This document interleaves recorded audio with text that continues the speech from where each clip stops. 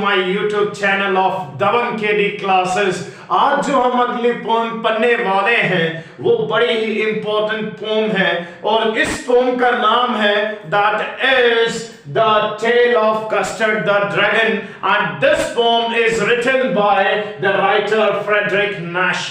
Now what is given in this poem? Firstly, मैं आपको एक बहुत अच्छी इंफॉर्मेशन दे देता हूं that this poem is written in the form of a ballad। जी हाँ, ये पोम जो है एक बैलेड की फॉर्म में लिखी गई है। मैंने आपसे क्या कहा है? एक वर्ड कहा है बैलेड। क्या कहा है?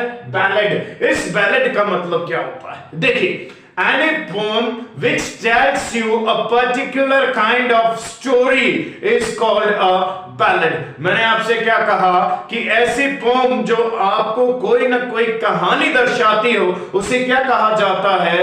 उसे एक बैलेड कहा जाता है।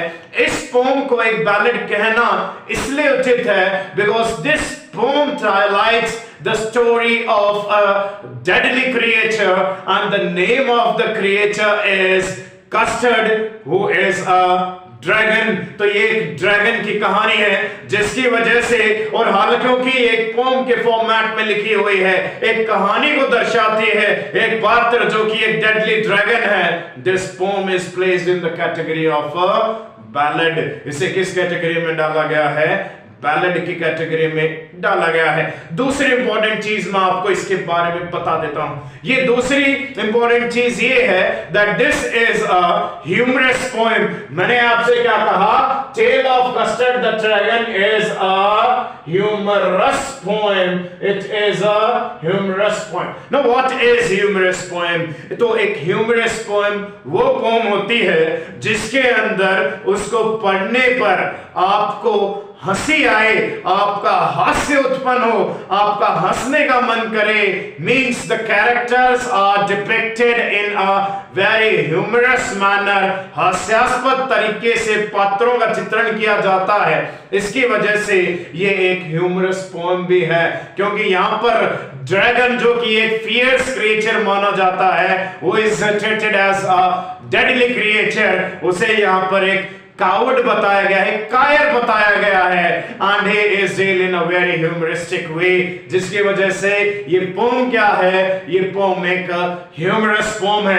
अब चलिए इस पोम की शुरुआत करते हैं। सबसे पहले आते हैं हम स्टेंजा नंबर 1 पर। तो स्टेंजा 1 की देखते हैं। Belinda lived in a little white house.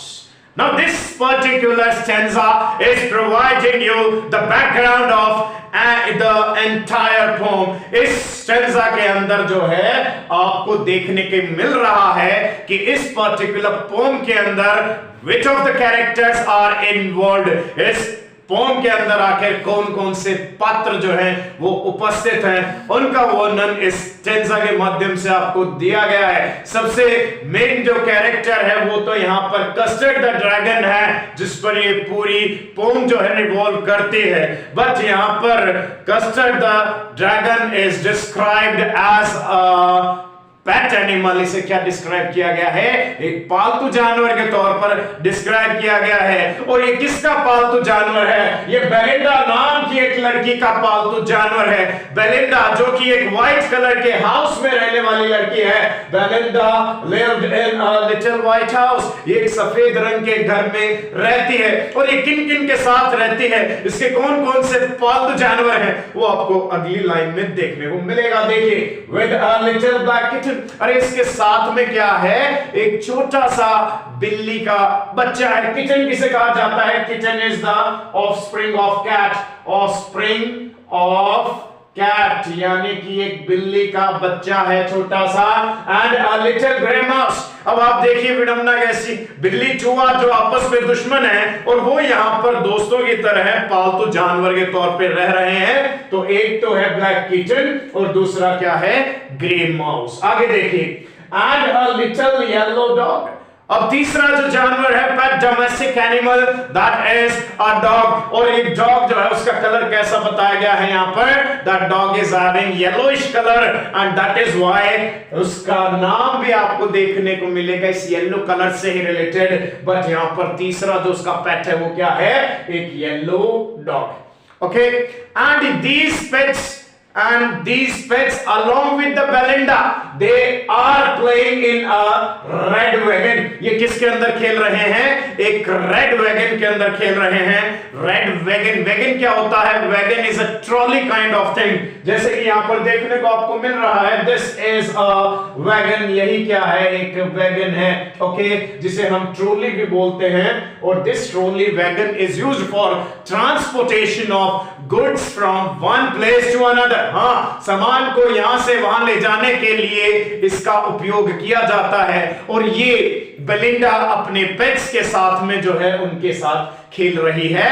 And all this pets they are travelling in this wagon and they are moving around. आगे देखिए, and a really truly little white pet dragon. और इनमें सबसे विचित्र जो है, एक छोटा सा नन्हा सा वास्तविक ड्रैगन भी इनके पास है। और इस ड्रैगन को डोमेस्टिकेट यानी पाला हुआ है इस लड़की ने, जिसका नाम क्या है? बेलिंडा।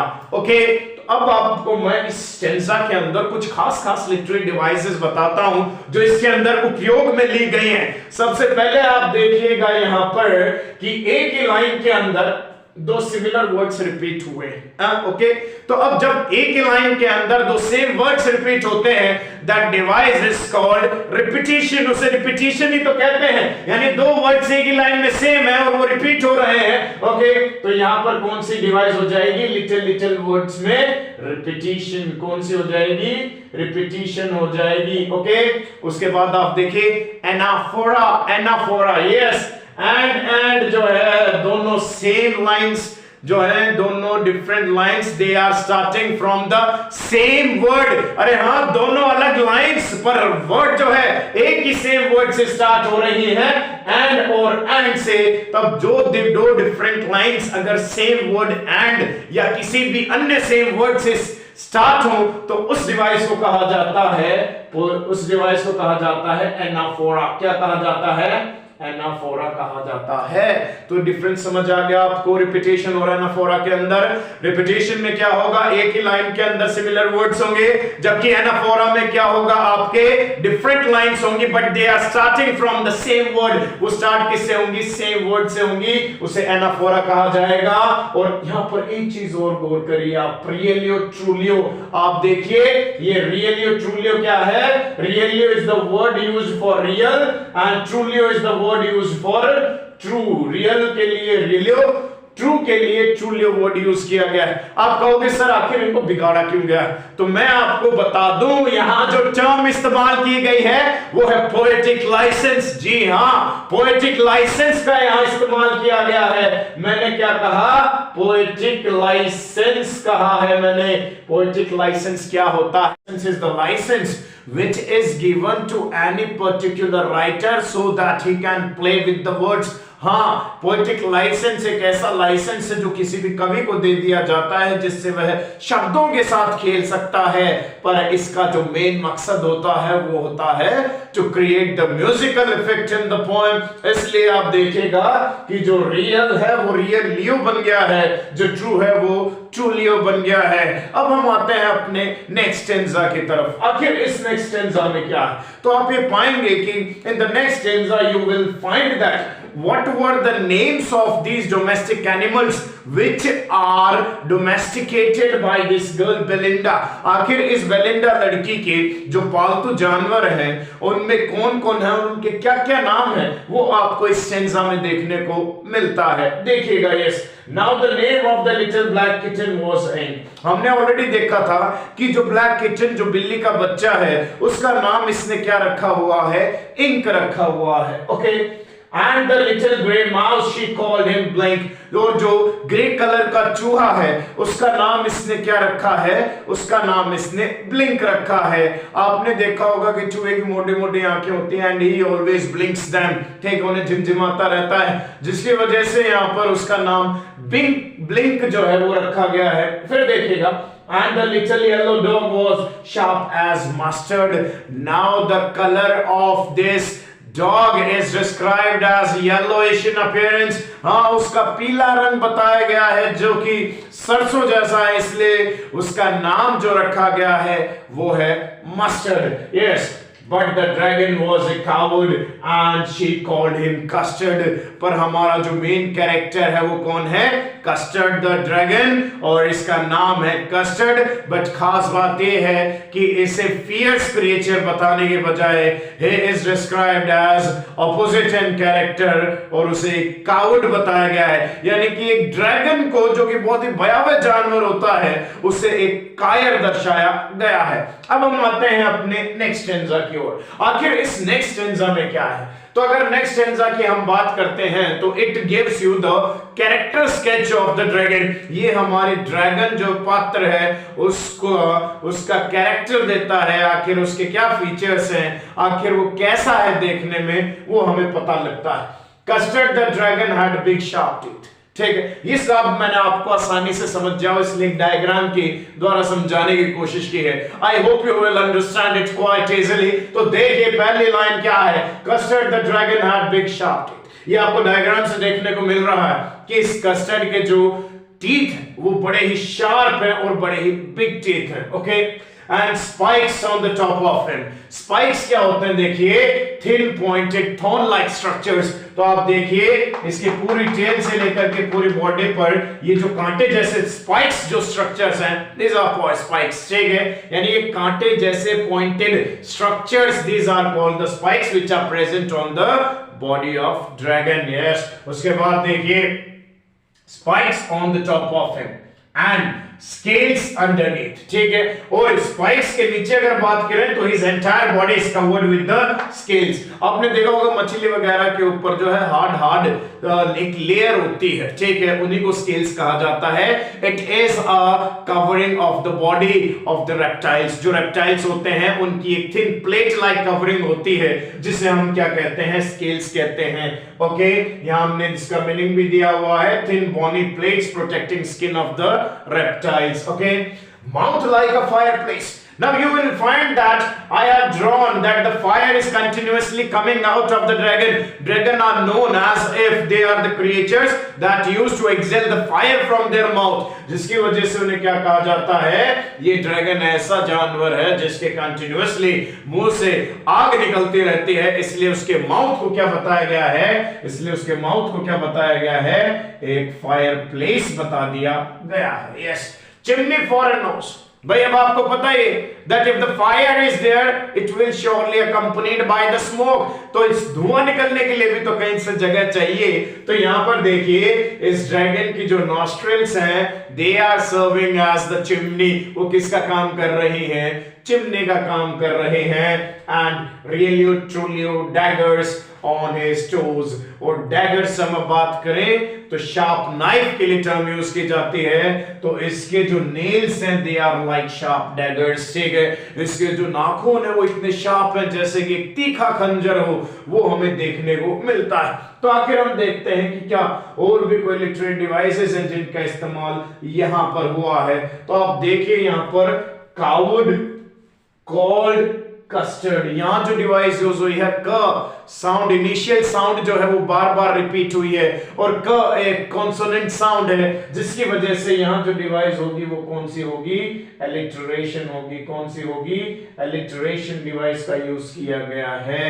ओके, एलिटरेशन यूज किया गया है। अब आप देखिए yellow dog was as sharp as mustard. यहां पर भी एक डिवाइस पता लगा आपको कौन सी है? हाँ, यहां पर जो डिवाइस यूज की गई है वो है सिमिली। कौन सी डिवाइस है? सिमिली है, क्योंकि यहां पर जो येलोइश डॉग है, yellow colour of the dog है, उसको किससे कंपेयर किया गया है? Just like the colour of mustard by using the words as like so. ये हमारी सिमिली की डेफिनेशन है। यहां पर एज का इस्तेमाल करके हमने दो चीजों के मध्य तुलना कर दी है जिसकी वजह से यहां जो डिवाइस इस्तेमाल है वो सिमिली है। ओके, अब यहां पर आप देखिए कि ये चीज तो आपको देखने को यहां भी मिल रही है, एनाफोरा। ठीक है, एनाफोरा क्या है? यानी कि दो लाइंस अगर किसी सेम वर्ड से स्टार्ट होती हैं तो उस डिवाइस को एनाफोरा कहा जाता है। ये हम ऑलरेडी देख चुके हैं। ठीक है, लिटिल लिटिल अगर वर्ड रिपीट हो रहा है, आप ऊपर भी देख चुके हो, तो वो हो जाएगा रिपीटिशन। ठीक है, अब हम यहां पर देखते हैं क्या इसके अंदर कोई डिवाइस हमारी यूज की गई है। ठीक है, अब आप देखिए यहां पर डैगर्स ऑन हिज टोज। अब यहाँ पर डैगर्स ऑन हिज टोज क्या है, यहाँ पर नाइफ जो उसके नेल्स जो है they are compared with the daggers, उन्हें डैगर्स से कंपेयर कर दिया गया है। ओके, तो यहाँ पर जो डिवाइस होगी वो कौन सी होगी, मेटाफर होगी। कौन सी होगी, मेटाफर होगी, which is the indirect comparison between two things without use of as like so. इसलिए यहाँ पर जो डिवाइस है उसके जो नाखून है उसको खंजर से कंपेयर कर दिया गया है। ओके, बिना एज लाइक सो का इस्तेमाल किए, जिसकी वजह से जो डिवाइस होगी वो क्या होगी, मेटाफर यहां पर इस्तेमाल की जाएगी। आप देखिए वापस यहां पर पोएटिक लाइसेंस का इस्तेमाल किया गया है। यहां पर सिमिली देखने को मिलता है, mouth is compared with the fireplace, जहां से कंटिन्यूअसली आग निकलती जा रही है, और जो वर्ड यूज किया गया है वो लाइक है। तो यहां पर जो डिवाइस यूज की गई है वो कौन सी है, सिमिली डिवाइस का यूज किया गया है। तो आपने देखा कि ये 3 स्टैंजा हमने पढ़े हैं। अब हम चलने वाले हैं अपने 4th स्टैंजा की ओर, तो नजर जमाए रखिएगा और 4th स्टैंजा देखते हैं। हम 4th स्टैंजा की अगर बात करें तो यहां पर क्या किया गया है, the writer has described the bravery trait of all these animals. पर इसमें एक चीज ध्यान रखिएगा, जो ड्रैगन साहब हैं उन्हें बिल्कुल ऑपोजिट बताया गया है। जो ड्रैगन हम बहुत ही फियर्सफुल और खतरनाक कैरेक्टर मानते हैं, उसे यहां पर बहुत ही कावर्ड कैरेक्टर के तौर पर पेश किया गया है।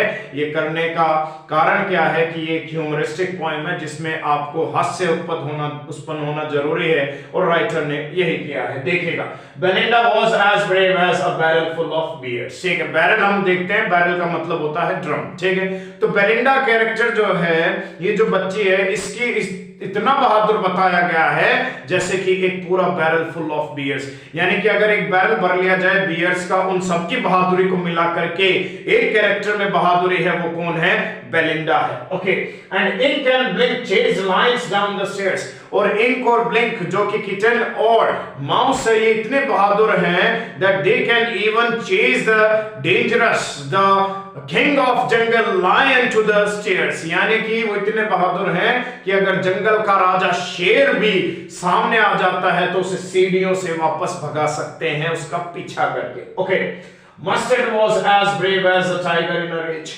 और मस्टर्ड की बहादुरी को कंपेयर किया जा सकता है एक एंग्री टाइगर से। A tiger who is angry, वैसा ही कौन है, मस्टर्ड है। Okay, but Custard cried for a nice safe cage, but बेचारा ये कस्टर्ड एक मासूम सा बच्चा है, मासूम सा ड्रैगन है जो हमेशा एक डिमांड करता रहता है कि उसे तो बस क्या दे दिया जाए, इसे एक सुरक्षित पिंजरा दे दिया जाए, उसे और कुछ नहीं चाहिए। ओके, तो यहां पर you will find that the fearful dangerous character, the dragon is described as a coward creature which is entirely opposite to his real quality।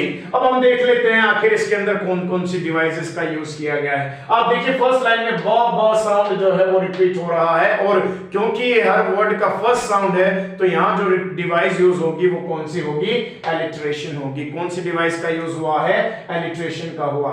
अब एक चीज और आप गौर करिएगा, Belinda was as brave as, यहां पर क्या किया गया है, बेलिंडा का कंपैरिजन किससे किया गया है, बैरल फुल ऑफ बियर से। अब क्योंकि दो चीजों के मध्य क्या की गई है, डायरेक्टली तुलना की गई है by using the word as का इस्तेमाल करके, तो यहां जो डिवाइस यूज की गई है वो कौन सी है, आपको पता चल ही गया होगा। यहां जो डिवाइस है वो कौन सी है, सिमिली है। ओके, फिर अब नेक्स्ट के अंदर देखिए, mustard was as brave as tiger। अब यहां पर मस्टर्ड जो एक डॉग है उसकी क्वालिटी को किससे कंपेयर किया गया है, टाइगर से कंपेयर किया गया है by using of the word as, जिसकी वजह से यहां जो डिवाइस यूज हुई है वो भी कौन सी है, सिमिली डिवाइस का यूज किया गया है। ओके, अब हम आ जाते हैं, अब एक चीज और देखिए आप सब, ठीक है, बेलिंडा, ए साउंड भी रिपीट हो रहा है इसमें, बेलिंडा ब्रेव, यहां देखिए ए साउंड रिपीट, यहां भी ए साउंड रिपीट, यहां भी ए साउंड रिपीट, तो यहां पर एजोनेंस भी देखने को मिलता है। क्या कहा मैंने, एजोनेंस कहा है, यानी कि repetition of the vowel sounds in the words of a line. अगर एक पंक्ति के वर्ड्स में अगर वोवल साउंड रिपीट होती है, यानी कि ए ई आई ओ यू में से कोई साउंड रिपीट होती है, तो उसे क्या कहा जाता है, एजोनेंस सेंटिमेंट्स कहा जाता है। अब हम आ जाते हैं अपने फिफ्थ स्टैंजा की ओर। आखिर राइटर फिफ्थ स्टैंजा में क्या बताना चाहता है, तो मैं आपको बता दूं फिफ्थ स्टैंजा के अंदर राइटर जो है is just trying to make fun of this Custard the dragon by the medium of these different characters. ये सारे पात्र क्या करते हैं, उस बेचारे छोटे से ड्रैगन का मजाक बनाते हैं और उसके साथ उसको परेशान करते हैं और उसका मजाक बना करके उसे पर्सिवल से कंपेयर करते हैं। कौन है पर्सिवल, देखते हैं। देखिए, Belinda tickled him, she tickled him unmerciful। Tackle करना मींस गुदगुदी करना। आप देखते हैं कि हम बच्चों के साथ गुदगुदी करते हैं, उन्हें इरिटेट करते हैं, परेशान करते हैं, बच्चों को चिढ़ाते हैं, टीज करते हैं। वैसे ही बेलिंडा करती है, बेचारे नन्हे से ड्रैगन को क्या करती है, बार बार गुदगुदी करती है और उसे बार बार टीज करती है और इस हद तक टीज करती है that she becomes unmerciful, यानी कि ऐसा लगता है जैसे she is showing very cruel nature towards him, जैसे कि उसकी तरफ बड़ा ही निर्दयी व्यवहार वो कर रही है। Yes, Ink and Blink and Mustard they rudely called him Percival। और Ink और Blink और Mustard साहब जो है ये तीनों क्रिएचर्स मिलकर के उसे क्या बोलते हैं, Percival बोलते हैं। अब मैं आपको बता दूं Percival कौन है। Percival की अगर बात करें तो Percival एक माइथोलॉजिकल कैरेक्टर है and he was a night in the court of king Arthur. ठीक है, यानी कि राजा आर्थर की सभा के अंदर ये एक मंत्री था और इस वॉरियर को क्या, मंत्री को क्या किया गया, किंग आर्थर ने एक टास्क दिया कि जाइए आप मेरे लिए एक युद्ध जीत करके आइए। ये उसे युद्ध जीतने के लिए भेजता है, पर ये पर्सिवल जो है, जो अपनी बहादुरी के लिए जाना जाता है, बड़ी कायरता दिखाता है और पीठ दिखा करके वापस लौट आता है, जिसकी वजह से, और ये ड्रैगन को भी क्या बोलते हैं, कायर बोलते हैं, इसलिए उसकी तुलना किससे करते हैं, पर्सिवल से कर देते हैं। Okay, they all set laughing in the little red wagon at the really और ट्रूली कावर्डली ड्रैगन। और ये सब जो है उस वैगन में बैठ करके बेचारे उस नन्हे से ड्रैगन का मजाक बनाते हैं। They make fun of him और उसे तरह तरह से चिढ़ाने का काम करते हैं। ओके, अब इसमें देख लेते हैं स्टेंजा में आखिर किन किन लिटरेरी डिवाइसेस का इस्तेमाल किया गया है। अब देखिए, टिकल टिकल वर्ड जो है 2 बार यूज किया गया है एक ही लाइन के अंदर, क्योंकि ये रिपीट हो रहा है वर्ड। यहां जो डिवाइस यूज होगी वो कौन सी होगी, रिपीटिशन होगी। कौन सी डिवाइस होगी, रिपीटिशन होगी। फिर आप देखें यहां पर पर्सिवल वर्ड का इस्तेमाल किया गया है। पर्सिवल, अब मैंने आपको बता ही दिया है कि माइथोलॉजिकल फेमस कैरेक्टर है। तो जब किसी फेमस कैरेक्टर का उपयोग, उसका नाम जो है उसका इस्तेमाल अगर एक पोम के अंदर किया जाता है, उस डिवाइस को कहा जाता है एल्यूजन। तो यहां पर कौन सी डिवाइस हो गई है आपकी, एल्यूजन डिवाइस हो गई है। ओके, फिर आप देखिए रियली ट्रूली, आपको पता ही है ये पोएटिक लाइसेंस है जो कि रियल और ट्रू वर्ड के लिए यूज किया गया है। राइटर इन शब्दों के साथ खेलता है, इनको तोड़ता है, मरोड़ता है, ताकि एक पोएम के अंदर म्यूजिकल इफेक्ट क्रिएट किया जाए, जिसे हमने क्या कहा था, पोएटिक लाइसेंस कहा था।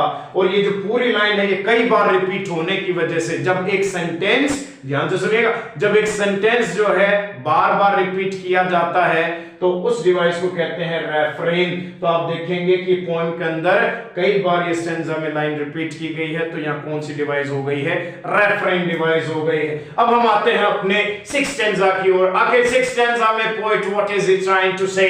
अब यहां पर देखिए, Belinda giggled till she shook the house. Now as they all were making fun of this little creature dragon, सभी मिलकर के उसका मजाक उड़ा रहे थे, तो बेलिंडा उस मजाक उड़ाने में इतनी जोर से ठाके लगा लगा के हंस रही है कि पूरा घर जो है वो गूंज उठता है। शुक मींस इको, यानी कि पूरा घर जो है गूंज उठता है उसके ठहाकों से। Okay, yes, and Blink said week which is giggling for a mouse। और यहाँ ब्लिंक साहब भी हंस रहे हैं, अब चूहा भी हंस रहा है, पर चूहे का हंसना है वो किस साउंड से होता है, विक साउंड प्रोड्यूस करके वो भी चूहा भी ठाके मार मार के हंस रहा है। और ये विक साउंड क्या है, it is the giggling of the mouse, यानी कि चूहे का जोर जोर से हंसना। Okay, yes, Ink and Mustard rudely asked his age when Custard cried for a nice safe cage। अब हमारा बेचारा कस्टर्ड जो है, कायर कस्टर्ड जो है, मासूम सा ड्रैगन जो है, वो तो हमेशा ये डिमांड करता है कि मुझे तो एक सुरक्षित सा पिंजरा दे दिया जाए। और जब जब वो डिमांड करता है तब तब क्या करते हैं हमारे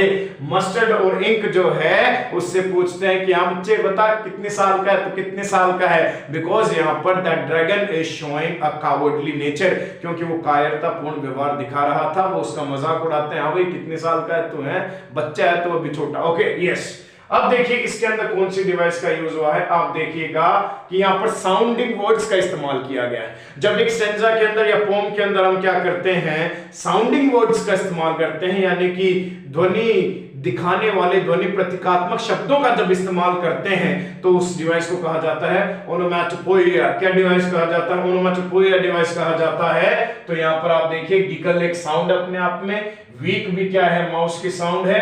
तो ये जो साउंड्स हैं इनकी वजह से यहाँ पे डिवाइस यूज की गई है, वो कौन सी है? ओनोमैटोपोइया है। ओके, फिर आप देखिए ये लाइन भी रिपीट हुई है पोम के अंदर, when custard cried for a nice cage। तो यहाँ पे जो डिवाइस यूज की गई है वो कौन सी है? रेफ्रेन। जब पूरा एक सेंटेंस अगर रिपीट किया जाए तो उस डिवाइस को कहा जाता है रेफ्रेन। ओके, अब हम आते हैं हमारे 7th स्टेंजा की ओर। आखिर पोएट जो है कवि इस स्टेंजा में क्या बताना चाहता है, देखिएगा। Yes, Suddenly they heard a nasty sound. अब when they all were making fun of this little dragon, जब ये सब मिलकर के उस छोटे से नन्हे से ड्रैगन का मजाक उड़ा रहे थे, अचानक से उन्हें एक तेज जोरदार धड़म सी आवाज आती है। ओके, यहां पर देखिए nasty means loud sound। ठीक है, अचानक से उन्हें जोरदार आवाज आती है। and mustard growled and they all looked around। और सभी देखते हैं उस आवाज की तरफ, और आवाज की तरफ देखते हुए मस्टर्ड क्या करता है? गुर्राना शुरू कर देता है। आप देखते हैं डॉग वगैरह जो होते हैं अपना एंगर एक्सप्रेस करते हैं गुर्रान करके, वैसे ही मस्टर्ड क्या करता है? गुर्राना शुरू कर देता है। Okay, meowch cried Ink, cried Belinda. Okay, अब यहां पर आप देखिए ये सभी जानवर क्या कर रहे हैं? उस तरफ देख करके अपना अपना रिएक्शन शो कर रहे हैं। तो म्याउच यहां पर इंक जो है, जो बिल्ली का बच्चा है, वो म्याउच करता है। क्राइड बेलिंडा, बेलिंडा करती है। क्या हो गया? Yes, for there was a pirate climbing in the window। उनके ये रिएक्शन देने का कारण क्या था? क्योंकि एक समुद्री लुटेरा जो है उनकी खिड़की से दीवार फांद करके उनके घर में प्रवेश कर रहा था।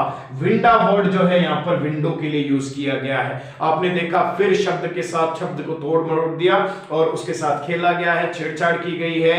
इस डिवाइस को कहा जाता है पोएटिक लाइसेंस। यहाँ पर विंडो वर्ड के लिए विंडा यूज किया गया है just to create the musical effect create करने के लिए। पायरेट का मतलब होता है समुद्री लुटेरा। तो हमने 7 स्टैंजास कंप्लीट कर लिए हैं। अब हम देखते हैं कि आखिर 8th स्टैंजा में क्या है।